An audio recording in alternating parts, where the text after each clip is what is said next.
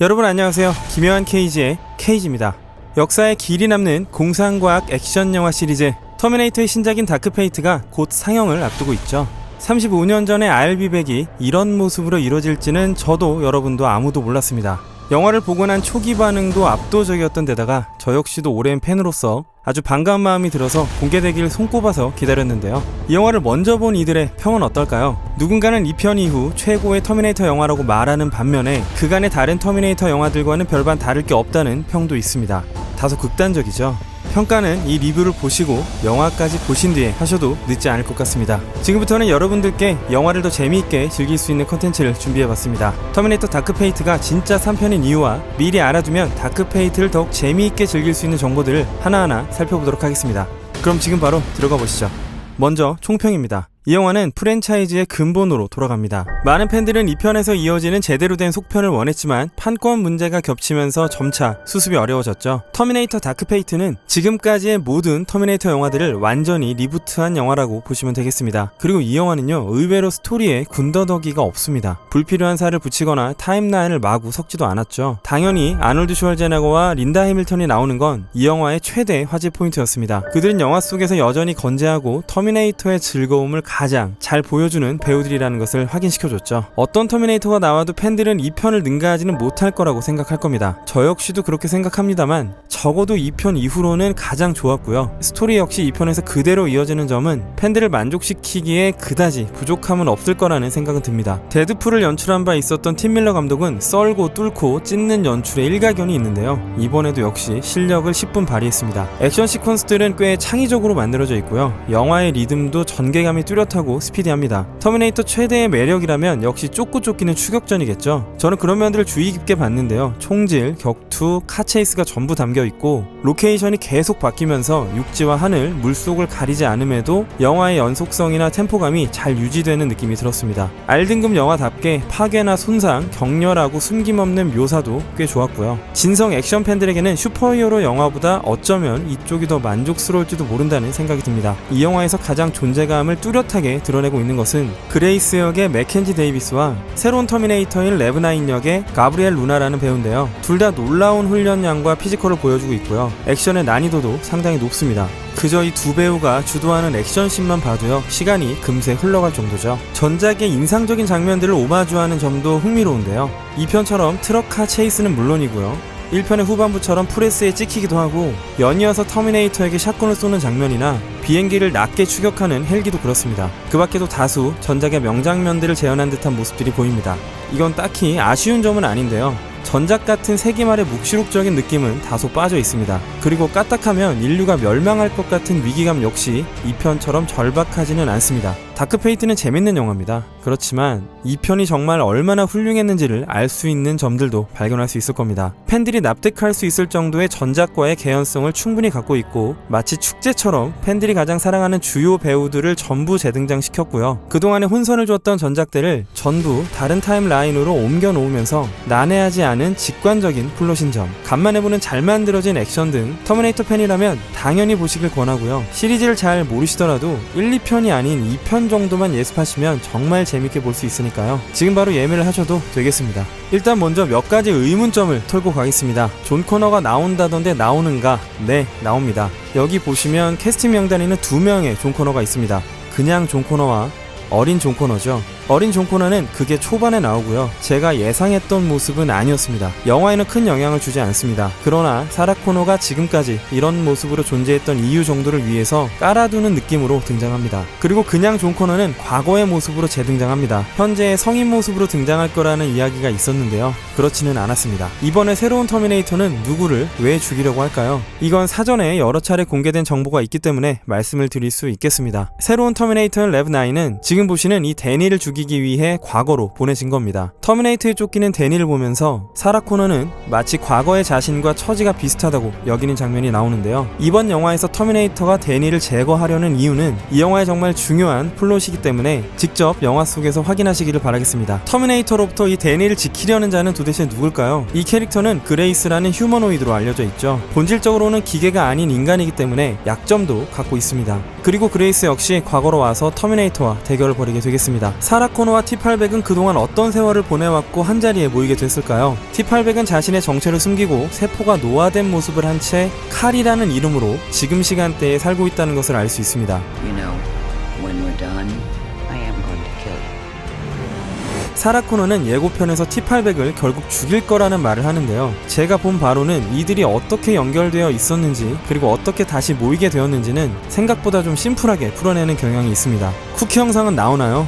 나오지 않습니다. 이 영화를 연출한 팀 밀러 감독은 쿠키 영상을 넣는 거를 좋아하긴 하지만 마블 영화 밖에서 이런 것까지는 원치 않는다고 밝힌 바가 있었습니다. 그리고 우리는 그동안 터미네이터에 도대체 어떤 일이 벌어졌었는지를 알 필요가 있습니다. 우리가 정말 사랑해왔던 이 블록버스터 프랜차이즈가 얼마나 기구한 시간들을 보냈는지 한번 짤막 간단하게 살펴보는 시간을 가져보도록 하겠습니다. 1991년에 등장했던 터미네이터 2편 심판의 날로부터 12년 만인 2003년에 터미네이터의 3편 라이즈 오브 더 머신이 돌연 등장을 합니다. 전작에서 심판의 날을 막았지만 사라 코너는 병으로 죽고 성인이 된 존 코너를 없애기 위해 스카이넷은 TX를 보내고요. T-800과 비슷한 T-850이 존을 지키기 위해서 미래에서 오게 됩니다. 이 영화의 끝에서 결국 스카이넷은 심판의 날을 일으키게 됩니다. 그래서일지는 모르겠으나 터미네이터의 판권에도 슬슬 문제가 생기기 시작했습니다. 지난 김효케의 영상 중에 소니와 마블의 스파이더맨 판권 전쟁사라는 영상이 있습니다. 보신 분들은 아마도 캐롤코라는 회사를 기억하실 텐데요. 그리고 이 캐롤코라는 회사가 제임스 카메론 감독과 터미네이터 그리고 스파이더맨과도 연결되어 있다는 것을 아실 겁니다.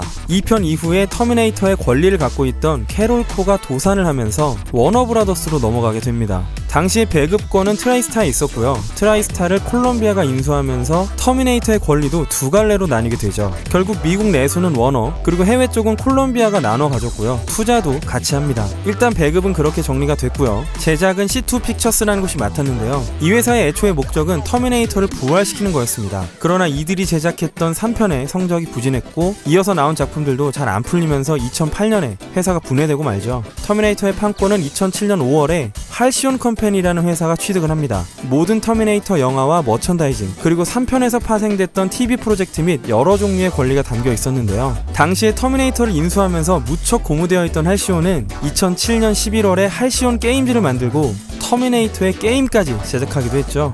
네, 이런 게임이었습니다. 2009년에는 할시온이 제작했던 네 번째 터미네이터 영화인 미국명 셀베이션, 한국명으로는 미래전쟁의 시작이 선을 보입니다. 여러분도 잘 아시는 다크나이트의 배트맨 역을 맡았던 크리스찬 베일이 미래의 저항군 사령관인 존 코너를 맡으면서 화제를 모았었죠. 여기엔 마커스 라이트 역으로 아바타의 주인공이었던 샘 워싱턴도 등장을 합니다. 이 영화는 전작인 3편을 이어받는 스토리를 갖고 있었죠. 3편 마지막 장면에서 스카이넷이 핵으로 인류를 멸절시킨 후 존 코너는 인류의 지도자가 되기 위해서 부단히 애를 쓰고, 사실상 이 영화의 진정한 주인공인 마커스는 종말 이후의 세상에서 자신의 정체를 발견하게 됩니다. 이 영화는 썩 괜찮았습니다. 그리고 수익성도 나쁘지 않았고요. 하지만 할시온은 지불하기로 약속된 곳에 지불을 제대로 하지 않았고요. 그 때문에 소송에 휘말리게 되었고 결국에는 파산 신청을 하게 됩니다. 원래 셀베이션부터는 3부작으로 기획이 됐었죠.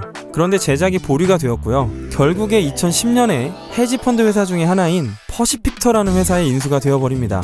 이때 터미네이터의 판권이 얼마였냐면요, 2,950만 달러였습니다. 한때 할시온이 터미네이터의 판권을 7천만 달러에 책정한 적이 있었는데요. 그에 비해서는 절반도 안 되는 가격이었죠. 이렇게 터미네이터를 만들었던 회사들은 꾸준히 망해왔습니다. 그러면서 터미네이터 프랜차이즈 자체가 독이 든 성배로 불리우기 시작하죠. 그리고 할시온으로부터 터미네이터를 구입한 퍼시픽터는 같은 해 5월에 터미네이터를 또 팔려고 합니다. 그래서 8월에 하노버 하우스라는 회사가 터미네이터를 구입해서 터미네이터 3000이라는 아주 괴랄한 애니메이션을 만들려고 하죠. 그래서 이 상황의 심각성을 깨달았던 퍼시픽터의 관계자가 간절한 편지로 프로젝트를 멈춰달라고 부탁을 합니다. 그렇게 터미네이터는 주인을 못 찾고 부흥 떠 있었고요. 한때는 유니버설, 소니, 라이온스게이트, MGM도 관심을 가졌던 적이 있었습니다. 그리고 그 다음 해인 2011년에 안나푸르나 픽처스에서 판권을 가져갑니다. 이때부터 슬슬 새로운 저작권법으로 인해서 터미네이터 시리즈를 창작하고 1, 2편을 연출했던 제임스 카메론 감독에게 판권이 돌아갈 것이라는 말이 돌기 시작했습니다. 2011년에 터미네이터를 인수한 안나푸르나 픽처스는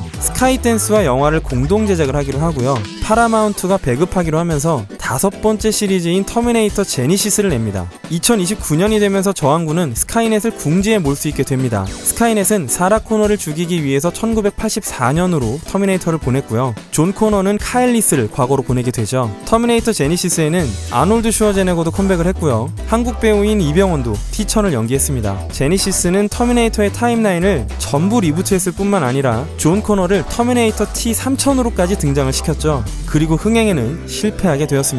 한 가지 흥미로운 건 이 터미네이터 제니시스를 또다시 새로운 3부작의 첫 번째 작품으로 기획을 했다는 거죠. 이제 패턴이 보이실 겁니다. 팔리고 새로운 3부작의 1편으로 만들지만 망하고 다시 팔리고의 악순환이죠. 2017년 1월부터 다크페이트에 참여했던 제임스 카메론은 터미네이터 제니시스 스토리를 완전히 폐기합니다. 그리고 같은 해 7월에는 또다시 3부작설이 나왔습니다. 그러면서 순차적으로 2019년을 향해서 다크페이트가 제작되기 시작했고요. 몇 년 전에 돌았던 소문처럼 저작권의 귀속 연한이 원작자에게 돌아가기까지의 시간이 35년으로 조정이 되었고요. 제임스 카메론 감독이 터미네이터 1편을 1984년에 만들었기 때문에 그로부터 35년 이후인 2019년에 다크페이트가 등장하게 된 겁니다.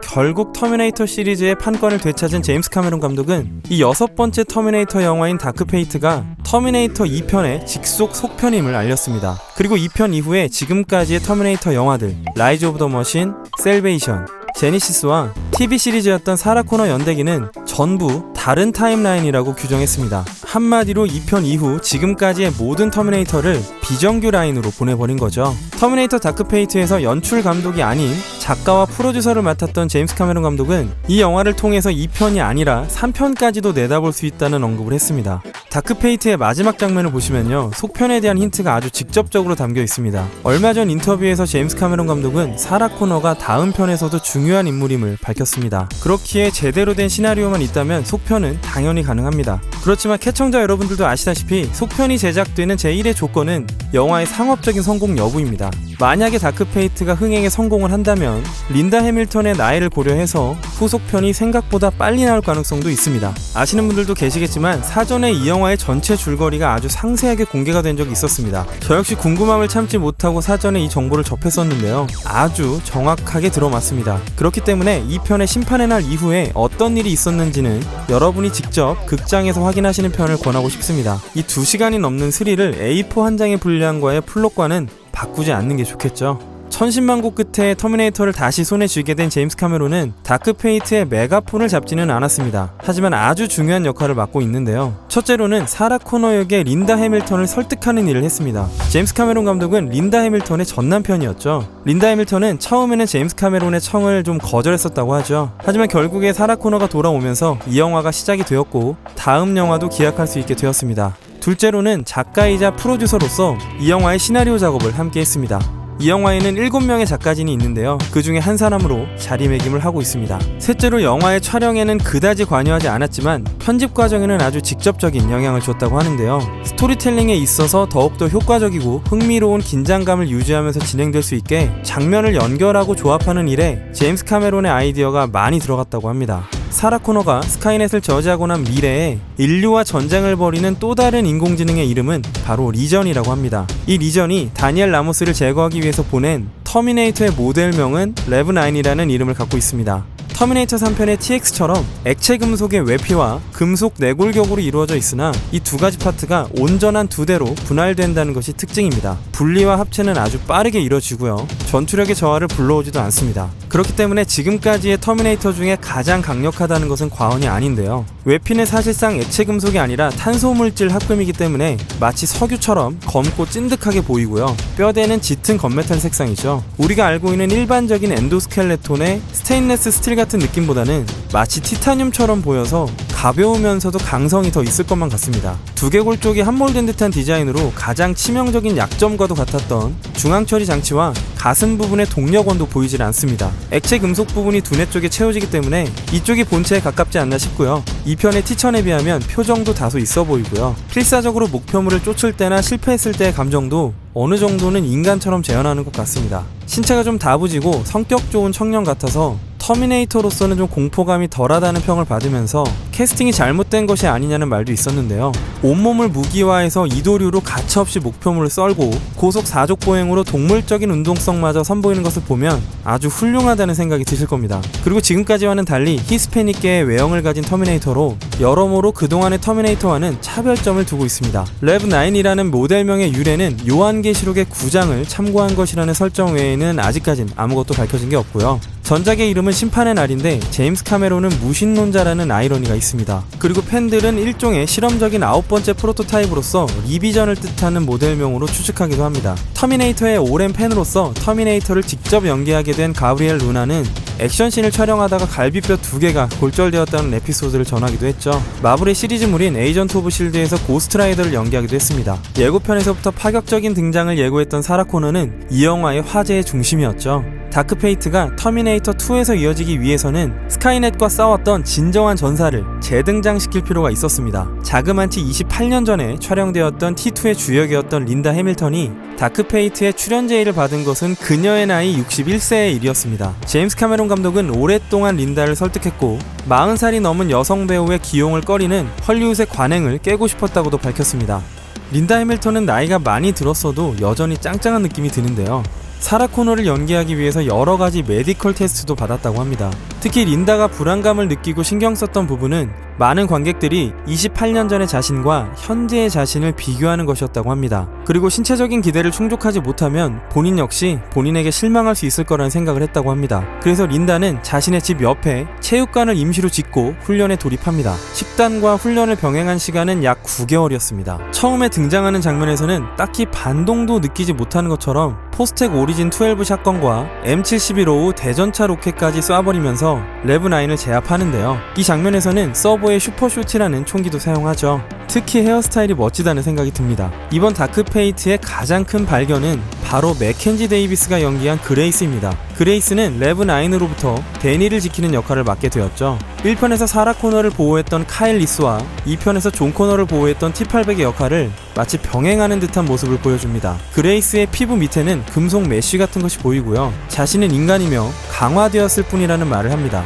그레이스를 연기한 매켄지 데이비스는 캐나다 태생으로 나이는 32살이고요. 외모도 연기도 피지컬도 전부 좋은 배우죠. 이 영화 속에서 특히 공이 들어간 액션 시퀀스는 대부분 그레이스로부터 시작이 됩니다. 그리고 총을 사용한 액션보다도 이렇게 연장을 이용한 초인적인 액션을 소화해내고 있습니다. 사슬부터 해머, 쇠막대기 등도 이용하고요. 워낙에 난이도가 높은 액션씬에 너무 지친 나머지 영화 촬영 이후에는 거의 6개월 동안 쉬었다고 하죠. 그레이스는 성미가 급해 보이기도 하고 목적을 위해서 매우 저돌적이면서도 이 영화 전체의 활력의 중심이죠. 사실상 주인공 같습니다. 매켄지 데이비스는 2011년부터 활동을 시작했는데요. 많은 사람들에게 알려진 건 2015년에 리들리 스콧 감독의 영화 마션에서 위성통신 엔지니어인 민디 파크 역으로 전세계 팬들에게 조금씩 알려지기 시작했습니다. 드네 빌레브 감독의 블레이드 러너 2049에도 출연을 하면서 결국 터미네이터 다크페이트의 주역까지 맡게 되었습니다. 매켄지 데이비스의 다른 매력을 확인하시려면 제이슨 라이트먼 감독이 연출했던 툴리를 보시면 좋겠다는 생각이 듭니다.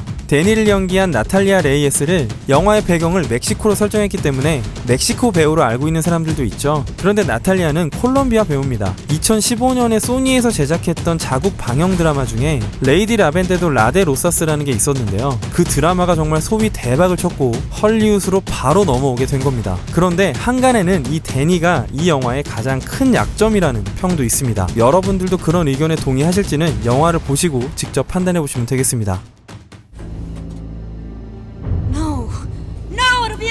Stay with us. No, don't do it. Please, don't go. I must go away, John. No!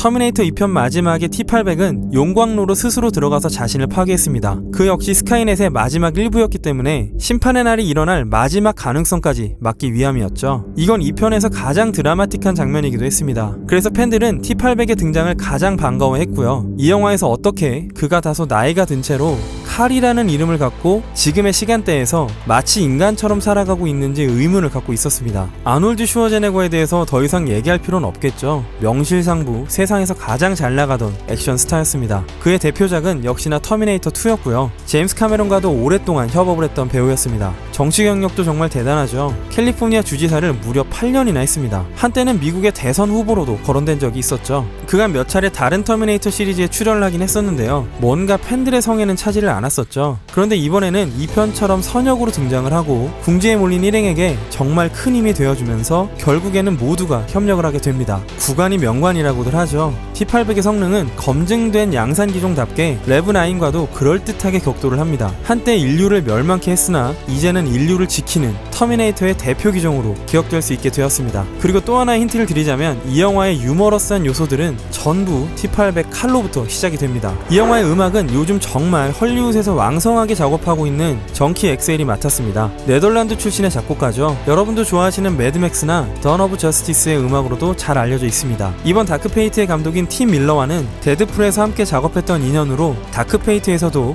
음악 감독으로 참여하게 되었습니다. 정키 엑셀은 신서사이저를 기반으로 한 일렉트로닉 사운드에 정말 강한 작곡가죠. 그래서 이번 다크페이트에는 아주 적격이었다는 생각이 들었습니다. 사운드 디자인은 정말 좋았는데요. 총기별로 제각기 다르게 리얼하게 녹음된 샘플을 잘 썼고요. 그리고 공격 대상이 금속 기반의 터미네이터이기 때문에 총탄이 레브9을 명중시킬 때의 사운드나 그 밖에 가격음이나 타격음이 정말 아주 그럴듯했습니다. 그리고 고공 전투씬에선 에어 노이즈를 기막히게 채우면서도 피곤함이 없었고요. 물속에서도 음향 효과의 톤 조절을 너무 잘했다는 생각이 들었습니다. 이 영화의 촬영은 데드풀을 촬영했던 켄생이 맡았고요. 편집도 역시 데드풀을 편집했던 줄리안 클라크가 맡았습니다. CG를 적극적으로 사용을 하면서도 자신있게 매끈한 슬로우 장면을 넣는 게 데드풀과 약간 비슷하다는 느낌을 받으실 수 있겠습니다. 이 영화를 촬영하는 카메라는 아리 알렉사 LF 기종이고요. 마스터 포맷은 4K로 작업이 됐습니다. 당연히 아이맥스를 추천드리겠고요. 러닝타임은 2시간 8분입니다. 국내 개봉일은 2019년 10월 30일인데요. 가장 빠른 건 23일로 벨기에와 프랑스에서는 벌써 많은 사람들이 보고 있는 중입니다. 이 영화의 배경지가 멕시코와 미국 텍사스로 등장하는 점은 국경을 넘는 과정에서 군대와 대면하거나 무인기가 나오는 장면과 어느 정도는 연관성이 있는 것으로 볼 수 있는데요. 사실 멕시코로 보이는 장면들은 전부 스페인에서 촬영이 되었습니다. 자, 이제 리뷰를 마무리하면서 결론을 한번 내보겠습니다.